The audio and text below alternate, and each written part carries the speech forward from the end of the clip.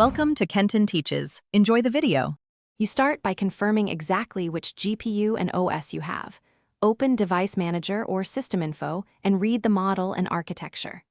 Once you know the model, head to the official driver section for that vendor to match the release. Make sure you've backed up important settings and created a system restore point so you can roll back if needed. Now that prerequisites are set, download the correct driver package, but do not run the installer yet.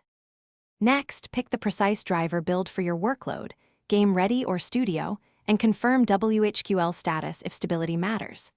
If you want a clean slate, download Display Driver Uninstaller and reboot into Safe Mode to remove legacy drivers.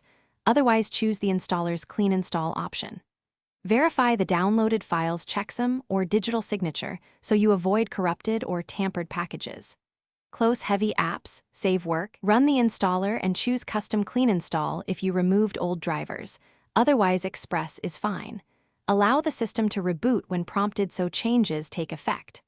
After reboot, confirm the new driver version in Device Manager or Vendor Control Panel, then run a brief stress or benchmark to validate stability and performance.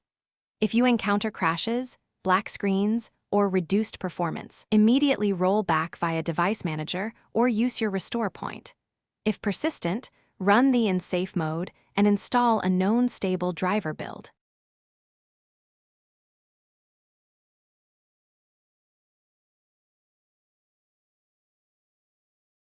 Thanks for watching. Please subscribe if this video was helpful.